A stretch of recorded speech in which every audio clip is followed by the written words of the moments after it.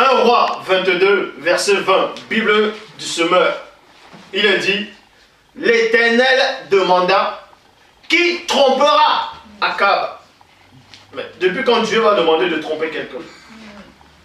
Qui trompera Akab pour qu'il aille attaquer Ramoth en Galade et qu'il tombe sur le champ de bataille? Point d'interrogation.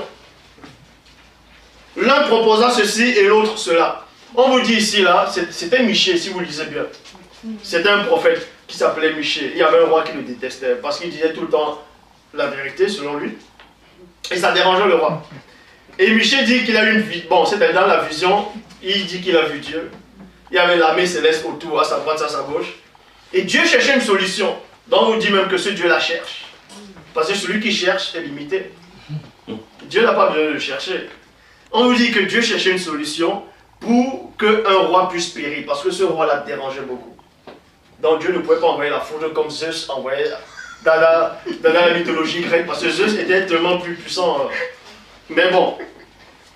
Ici, Dieu cherchait une solution. Il pose des questions. On vous dit qu'il posait des questions aux anges. Mais comment on va faire? Il ne sait pas. Parce que Dieu, tellement il ne sait pas, il est limité autant à l'espace, il ne peut pas voir le futur. En tout cas, ce faux Dieu-là de l'humanité, des croyants de ce siècle, de ce monde, de cette dimension. Et les anges, on vous dit que les anges n'arrivent pas à mentir. Et chacun cherche une solution. L'autre dit, ah non, moi je trouve que, moi je trouve que. Mais on vous dit ici, traduction du second du 910.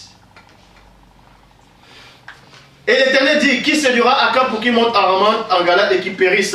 Bible français courant, qui veut donner? Ah, j'aime bien cette version-là. Comment ça traduit là? Ça montre vraiment que ce Dieu-là est vraiment cruel et rusé. Bible en français courant, qui veut aller donner à Akab la mauvaise idée d'attaquer Ramoth de Galade?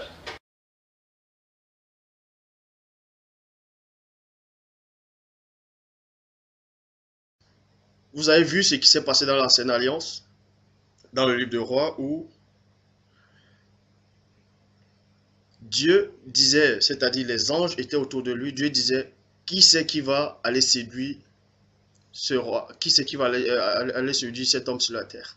Un esprit est venu devant le Seigneur, il a dit, moi. Déjà avant ça, Dieu demandait aux anges, c'est-à-dire aux anges qui étaient à gauche, à droite. Certains répondaient d'une manière et d'autres répondaient d'une autre. Et un esprit est venu devant le Seigneur. Il a dit, moi je vais réussir. Dieu a dit, comment feras-tu? L'esprit a répondu à Dieu, je serai un esprit de... Je vais sortir, c'est-à-dire je vais sortir du monde invisible, je vais sortir de l'au-delà, je vais sortir de... Il va sortir de le monde. Et je vais entrer dans la bouche de ces prophètes et je serai un esprit de mensonge dans la bouche de ces prophètes.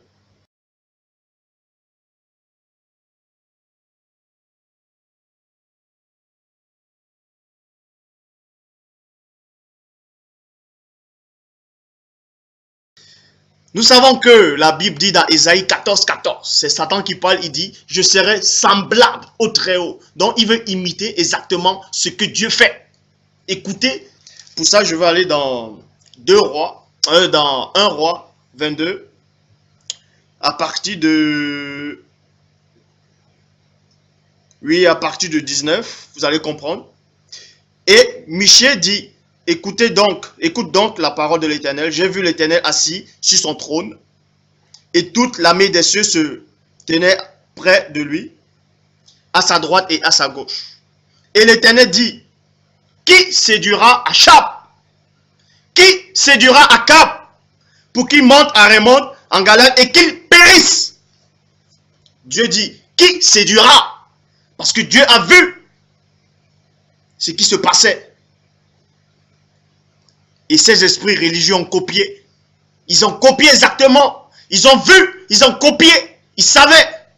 Ces esprits ont guetté Noé. Ils étaient là. Mais ils sont dans le monde invisible. Mais ils guettaient néanmoins Noé. Ils guettaient ses fils. Ils disaient, voilà Noé. Voilà ses fils. Comment on va les séduire comme on a séduit Adam?